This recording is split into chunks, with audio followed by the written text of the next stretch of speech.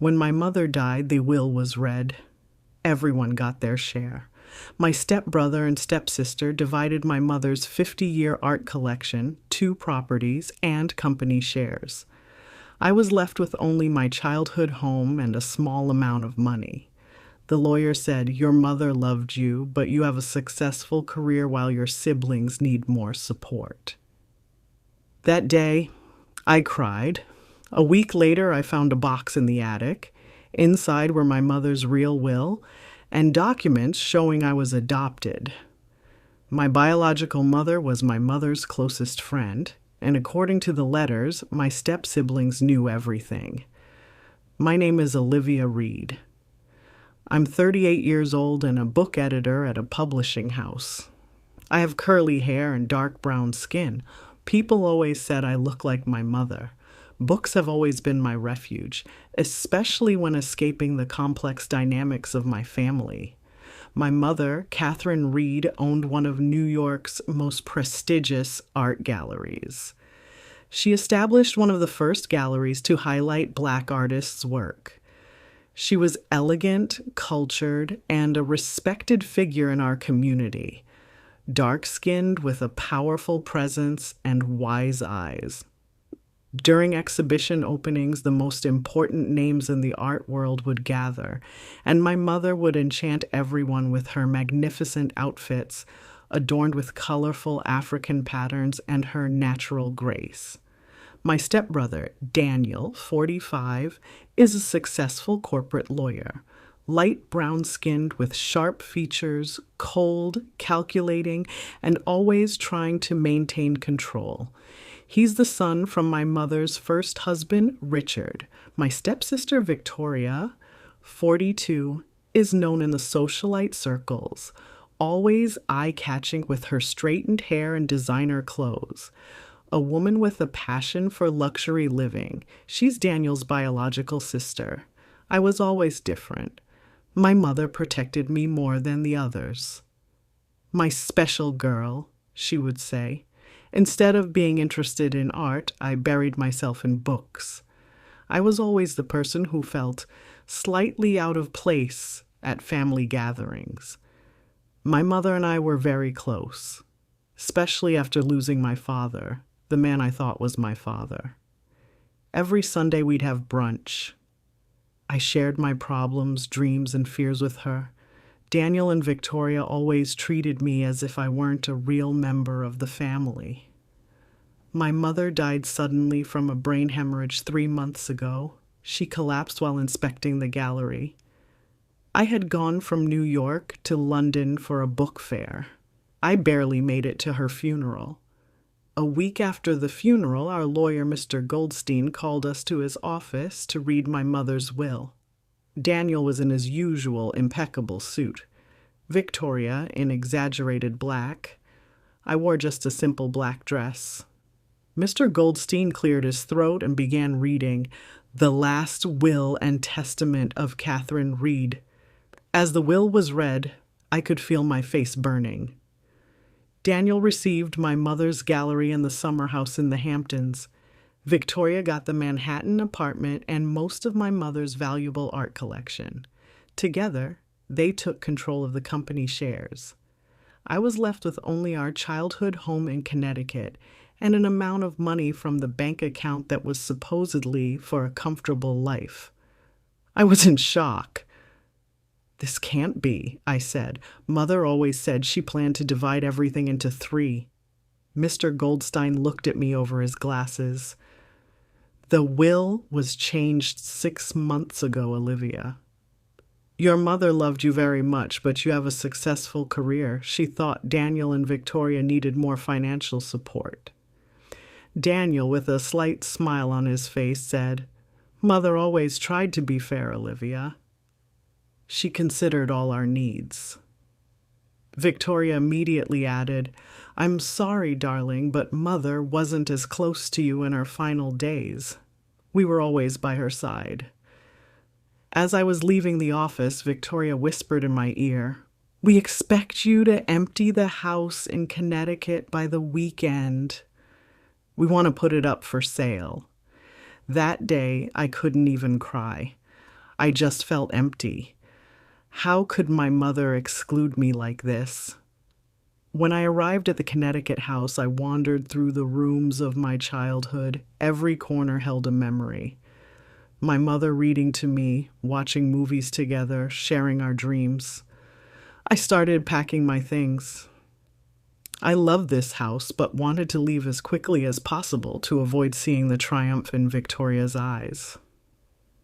On the last day, I went up to the attic, looking for my old books and toys. That's where, behind a pile of old quilts, I found an antique box with my mother's handwriting that said, "To Olivia, when the time comes." With trembling hands, I opened the box. Inside were envelopes, documents, and photographs. On top was a letter. "Dear Olivia, if you're reading this, then it's time you knew the truth. Writing this letter is one of the hardest things I've ever done, but it's a truth I owe you." In the letter, my mother wrote that she had left me a copy of her real will. Not the one from 6 months ago, but one prepared a year earlier. In this will, the inheritance was to be divided equally among the 3 siblings. Then an even more shocking document, my adoption papers. I wasn't Catherine Reed's biological daughter. My real mother's name was Elena Santos, a friend of my mother's from college years. I found a photograph. A young woman with brown skin, dark eyes, and curly hair like mine. The woman in the photo had the same reddish tones in her brown skin and my characteristic facial features. On the back it read, Elena, 1985, the year I was born. Finally, diary pages handwritten by my mother, dated. The last notes were from 6 months ago and her writing was shaky. Daniel and Victoria are pressuring me to change my will. They're saying Olivia is adopted, not a real Reed. They're using my Alzheimer's diagnosis. The lawyer's cooperating with them. It may be too late to tell Olivia the truth, but at least I can leave these notes. I sat on the attic floor, documents in my hands. My entire life, my entire identity had changed in an instant. Who am I? Following an address in the box, I found my mother's old housekeeper, Margaret Thornton. 75-year-old Margaret lived in a modest house in New Jersey. She wasn't surprised to see me at the door. "You've finally come," she said. "I always knew Catherine would tell you." In Margaret's living room over tea, I learned the missing pieces of the story. Elena Santos was my mother Catherine's friend from Barnard College, a talented art student from the Dominican Republic. Elena's skin tone was a bit lighter than mine, but she had the same curly hair and facial features. They remained close even after graduation. When Elena became pregnant with me, she was single and rejected by her family. "Who was my father?" I asked. Margaret sighed. Elena never said. Some said it was a married man. Even Catherine didn't know. Elena experienced complications during childbirth. With her last breath, she asked Catherine to take care of her baby, me. Catherine had just recently married Richard. Daniel was 2, and Victoria was just 1 year old. "Catherine took you without hesitation," said Margaret. "She cared for you like her own daughter, perhaps with even more love than her other children. Because you were Elena's last gift." "Why did she never tell me?" I asked, tears in my eyes. "She wanted to protect you. Then she waited for the right time. After Richard's death, she planned to tell you, but she never found the courage. In her last year, under the pressure from Daniel and Victoria, she really struggled." Margaret brought out an album. Inside were more photos of Elena. I looked like her. Same eyes, same hair, same smile. She was an artist, just as I had secretly always wanted to be. "In Catherine's final months, Daniel and Victoria were constantly by her side," said Margaret. "They used her Alzheimer's symptoms." Some days Catherine was very clear and would worry. She always told me, Margaret, I must tell Olivia the truth. I must protect her inheritance. But then Daniel or Victoria would come, give her medication, and she would become foggy again. So they manipulated her to change her real will? Margaret nodded. I think Mr. Goldstein was involved too. Catherine prepared this box because she didn't trust him, but she died before she could give it to you. She showed me a family photograph. Catherine, Richard, young Daniel and Victoria, and baby me in arms. Catherine's dark skin and proud posture, Richard's serious expression, and between them me, a newborn with Elena's reddish-brown skin. Look, said Margaret, Catherine the day she first adopted you. I've never seen her so happy. That night I visited Elena's grave, a small simple headstone. Elena Santos, 1960 to 1985. Remembered with love. I touched the earth with my hands. Hello, Mother, I whispered. As my investigation deepened, I discovered the web of conspiracy that Daniel and Victoria had woven over the years. Margaret's husband, James, was the family driver.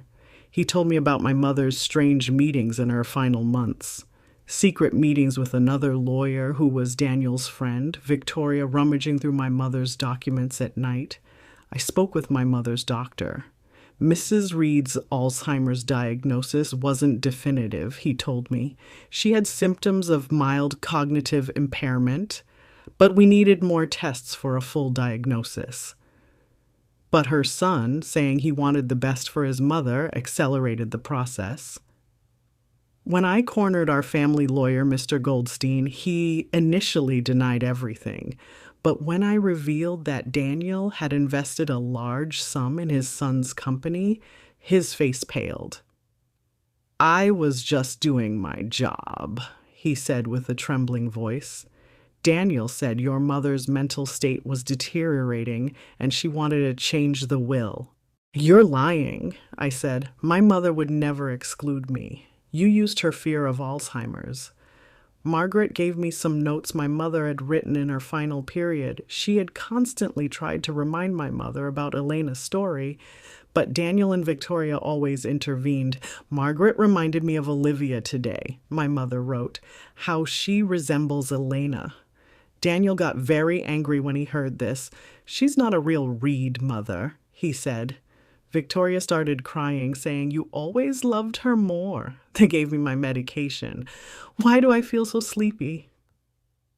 In another note, I called Olivia today, but Daniel answered the phone.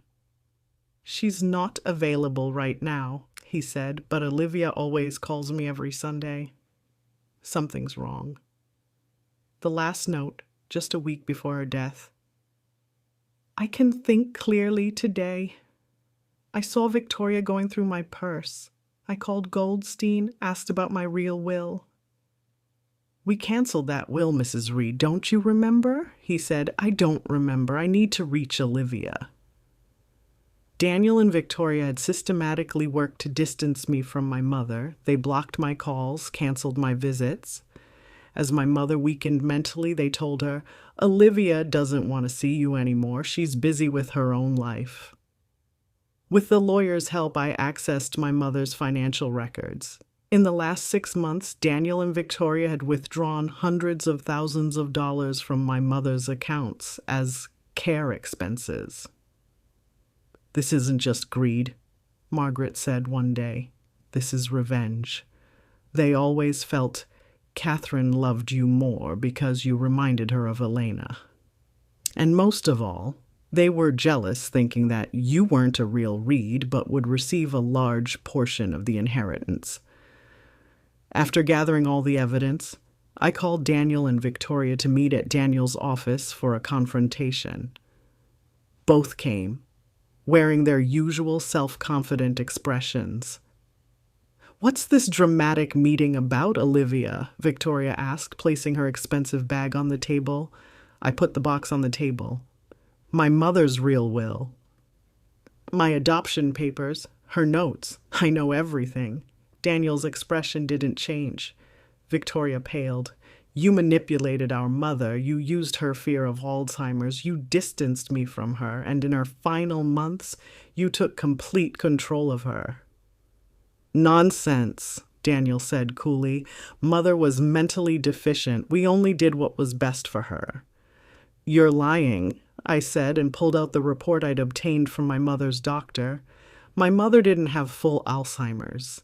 She had mild cognitive impairment and was quite clear most of the time. Victoria shifted uncomfortably. Olivia, why are you being so dramatic? This is just money. You already have a successful career. This isn't about money, I cut her off. This is about my mother's last wishes. And you stole them. Daniel's face hardened. What do you want to do then? Go to court? Create a scandal? If necessary, yes. Daniel let out a cold laugh. Good luck. Mother's lawyer is on my side, and you don't know, but Mother added a clause to her last will. If you contest the will, you lose your share too. You can't intimidate me, Daniel. I know the truth now. The truth? Daniel leaned forward, his voice lowered. The truth is, you were never a real Reed. Mother took you as a responsibility, a burden, as Elena's mistake. At that moment, Victoria intervened, her voice trembling. Daniel, enough. It doesn't matter what Olivia knows or doesn't know. We have lawyers and doctors on our side. I also have Margaret and James, I said calmly. Loyal servants who know what happened in Mother's final period. There are records of the payments you made to Mr. Goldstein's son, and there are notes in Mother's own handwriting. Victoria's eyes widened. How much do you want? We can make a deal. What I want isn't money. I want justice. I want my mother's real will to be executed. Daniel stood up. You're just a pathetic adoptee. Mother took you out of pity. It doesn't change the fact that you're the bastard child of Elena's one-night stand. At that moment, I played my final card. Is that what you think, Daniel? I pulled out a DNA test report. Elena had another diary. She wrote who my father was. And with Margaret's help, I had a DNA test done. Daniel's face turned white, his light complexion paling to almost an ashen color. My father wasn't your father, Richard. But it was Richard's brother, Thomas. Your mother had an affair with him before her first husband died. I may not carry the Reed blood, but your father and uncle are the same person. An interesting coincidence, isn't it? Victoria looked at Daniel in shock. Is this true? Daniel remained silent. If this case goes to court, I said, not only will my mother's real will be revealed, but all the family's dirty laundry will be aired. The choice is yours. A week after confronting my siblings, my mother's lawyer, Mr. Goldstein, called me. His voice was different, softer, perhaps regretful.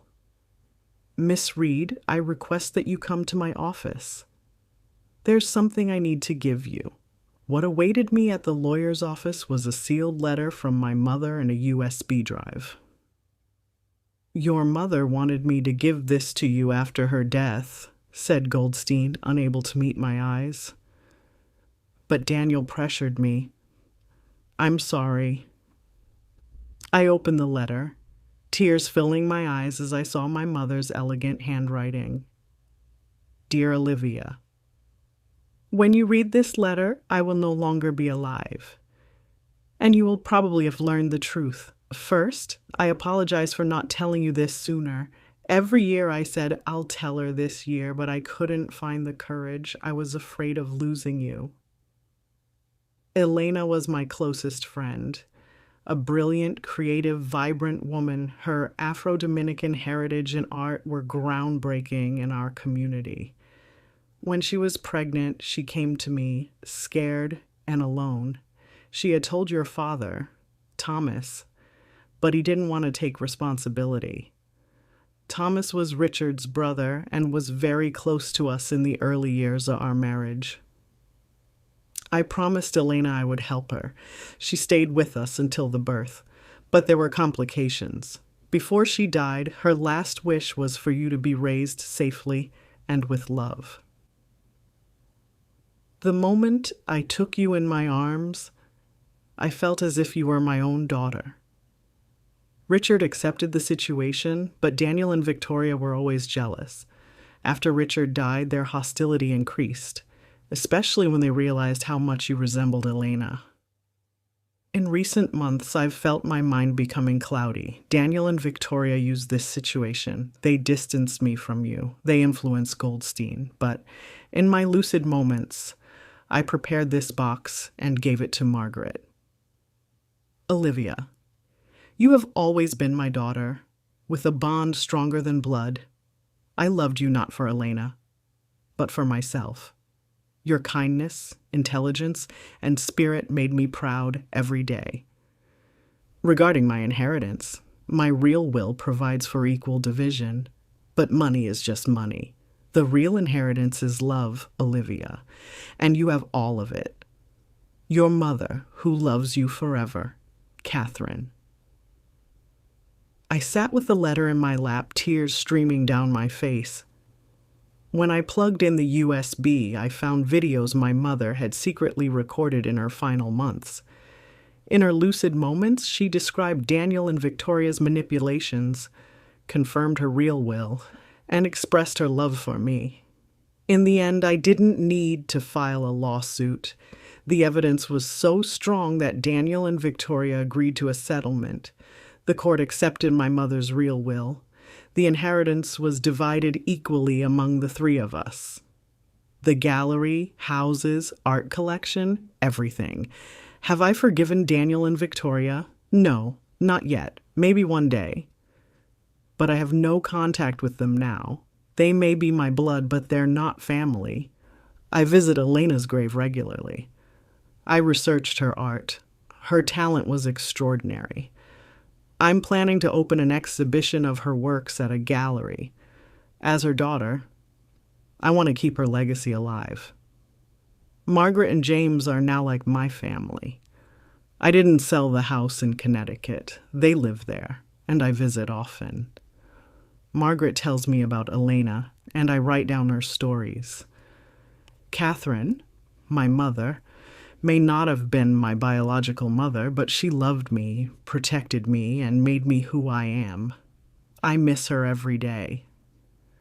The box I found in the attic now sits in my living room. Inside are Elena's pictures, Catherine's letters, and the legacy of love left to me by both mothers. Sometimes to find your real family, you need to redefine who family is.